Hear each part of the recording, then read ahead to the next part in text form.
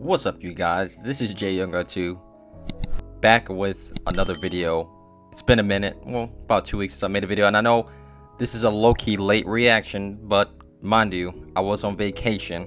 I was on a cruise, and during that cruise, show a clip right now, I was watching the NBA Finals, and obviously I watched Game 5, and man, it was just very disappointing because I'm a Jimmy Butler fan, and I've always respected this game.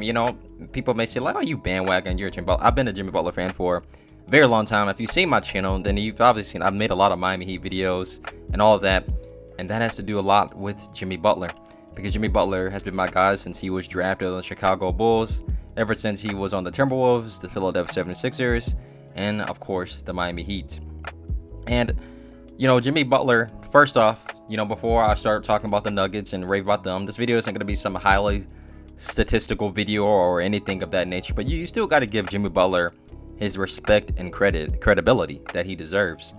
This guy led his team to the NBA Finals without their second best player in Tyler Hero, who I thought was going to come back and help them, but unfortunately he didn't play, but he still got the job done in Jimmy Butler and leading this team to the NBA Finals, beating the number 1 seed Milwaukee Bucks, beating the Boston Celtics, and of course a very tough New York Knicks team on top of that as well.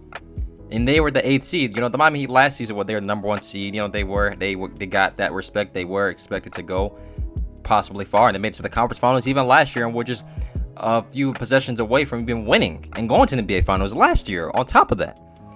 And that was a very, very tough Boston Celtics team at the time as well. And they go on this year, and if you look at all their statistics, even in the regular season, man, it was so low. And they go out and they do the unpredictable, and now they just start making shots. But one of the biggest issues this Heat team had, especially in that game, was that they were not consistent. And in that Game 5, a game they should have possibly won, Jimmy Butler, he went off on those last few minutes, and I was like, oh man, this is really getting exciting watching this. They just were not consistent, and that was really their downfall. And the crazy part is the Nuggets, they were struggling as well, but they were still technically winning the game for the most part. And that was just the crazy part about it all. That just shows how talented of a team the Denver Nuggets is. But you still have to give Jimmy Butler, Max Strus, Gabe Vincent, Duncan Robinson, Bam Adebayo, who played pretty big in Game 5 as well. You got to give all those guys credit. Jimmy Butler, he still didn't really make his shots. He was not efficient from the field, and through the most part of this entire series especially. But when his team still needed him the most in Game 5, he still came through, even though they didn't win. And you still got to give the man his credit. Everything he did for this Miami Heat team, leading them all the way to the NBA Finals this season, doing what nobody expected the Miami Heat to do. It was just a really crazy journey for them, man. And I'm looking forward to see what happens to the Heat next year. But speaking of the Denver Nuggets, I feel like the Denver Nuggets are the perfect archetype of what an NBA team should be. You should have at least one superstar level player at least, and then another star player next to him. And that star player is Jamal Murray. You can arguably call him a superstar because in those big moments when his team needs him, he comes through. The combination of him and Jokic, they just were too much. And Aaron Gordon obviously played a huge role. He changed his game and everything for this Denver Nuggets team. He's just a versatile wing guy who can just do a little bit of everything on the court now. He helped out a huge for them. And look, when you add on the combination of pieces of Bruce Brown, Kentavious Caldwell-Pope, Michael Porter Jr., it just creates a very deep team that can switch, that can shoot, that can do many things on the basketball court. That's very, very hard to start. Even Christian Braun, who was a big contributor for them in this series, especially in the finals, was huge for them. And this type of archetype of NBA teams is what teams need now to succeed. Okay, I feel like another perfect example of this is the teams that have previously won the NBA championships, for crying out loud. You can even say this about the Golden State Warriors last season. They won their NBA championship. What was the most common thing about their team? They had depth. They had other guys on the roster that fit their role perfectly in that team. Even when you look at Milwaukee Bucks, for crying out loud, they had their superstar level player in Giannis. They had Drew Holiday, Chris Middleton, Brook Lopez. They had all these key pieces that contributed them into winning the NBA championship. And even if you look at the Lakers, for crying out loud, when they won their NBA championship, yes, they weren't the greatest three-point shooting team, but one thing they did have in common with all the other teams that they had depth. They played big. They had a different style of depth compared to other teams, but they still had good depth on this team that helped them win an NBA championship. It wasn't just AD and LeBron. It was other key contributors. KCP, who was on that team, for crying out loud. Kyle Kuzma, Dwight Howard, JaVale McGee. You can go on with the names of guys. And I mean, even when you look at what the Lakers did at the deadline, getting more depth on their team, that helped them go all the way to the conference finals to begin with. Trading away Russell Westbrook, getting away that big three with less depth on the roster. That opened up many opportunities for them. I mean, look at the Toronto Raptors, for crying out loud. When they had Kawhi Leonard on the team, him, Pascal Siakam, Fred VanVleet, Kyle Lowry, Norman Powell. I mean, the list goes on. It just shows you, it's clearly evident that you need at least a duo and you need great depth on your team now to win an NBA championship. You know, you just need that one top tier guy.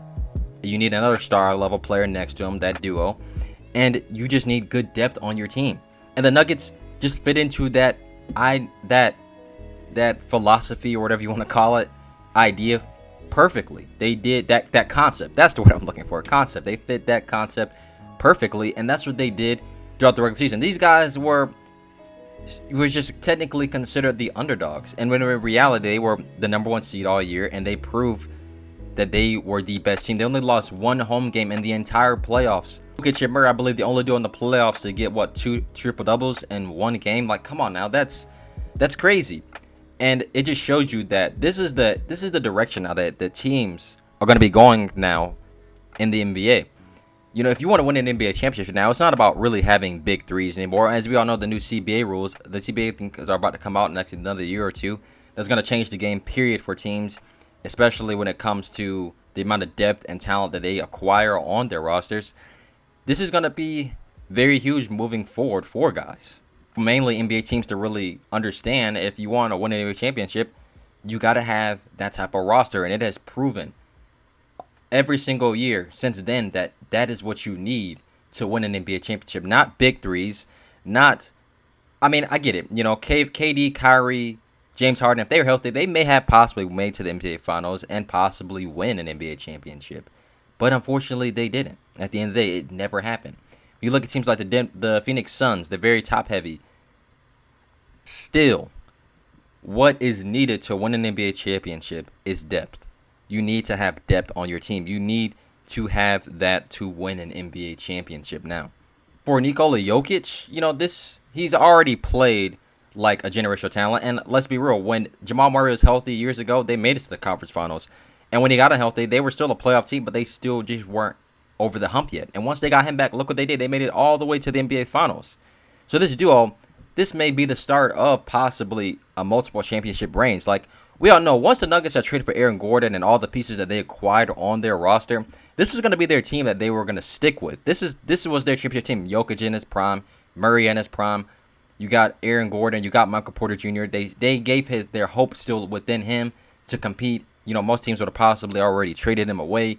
They gave hope in him, but they had all these guys on their team, and they stayed consistent, and they won an NBA championship. And that's another thing that plays a huge role, obviously, in it.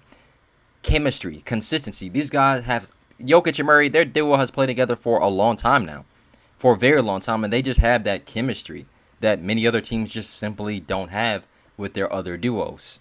Looking at what the Warriors did in their dynasty run, of course, they added Kevin Durant in the process during that time. But even when he left, and the roster, as I said, that won an NBA championship, the duos of him and Thompson, and Poole, Andrew Wiggins, Green, like, they had depth, they had that talent, man. I just can't stop saying that because it's just so clearly evident. That is exactly a similar blueprint in the way that the Nuggets have followed now in them winning the NBA championship, except, of course, you have a generational talent of a center in Nikola Jokic, who has proven now that you can solidify his name as one of the all-time great centers. Yeah, he only won one NBA championship, but he did it in a dominant fashion, for crying out loud. He swept the Lakers. He swept LeBron, for crying out loud, and Anthony Davis. The Nuggets pretty much, they cruised their way to an NBA championship and beating the Heat in 5 games. This team was underlooked all season long, as we all know.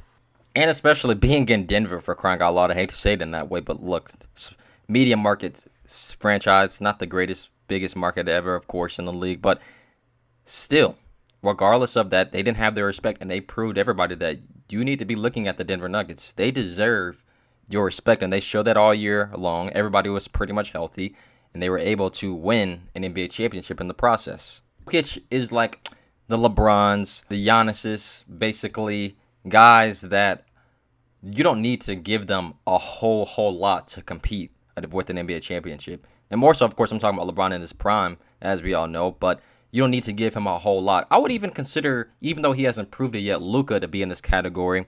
If you acquire the right talent around him, I believe he can possibly do the same thing. But with Jokic, you put him in these categories of these guys because, well, he proved it. Like Jamal Murray, let's be real, he wasn't even an all-NBA player, period. But he still played like a star player next to Jokic. You know, that's the thing that still helped out in the process. All Jokic needed was another guy who can really help him. And he had a great roster surrounding him on top of that. That really just opened many doors for them. You don't need to give this guy a crazy roster to compete for an NBA championship. Simply surround him with the right pieces, taking the pressure off of him on top of that as well. They can win games. And this same could be said for Giannis, for LeBron, for all these guys who have won NBA championships. That's the thing about generational talent type of players in general. For him and for the Denver Nuggets looking now into the future, really, I think this is just the beginning. If they can stay healthy and they're still going to have the same roster pretty much next year, you know, they can possibly repeat. It's a possibility, and we shall see what happens. But that's all I really wanted to discuss today, you guys, in this video, about especially where the future of the league and about where the type of rosters basically that you need to build for it to win an NBA championship, and just the Nuggets in general. So I hope you guys enjoyed this video. Don't forget to leave a like and subscribe to the channel for more videos each and every single week. Have a great day. Peace.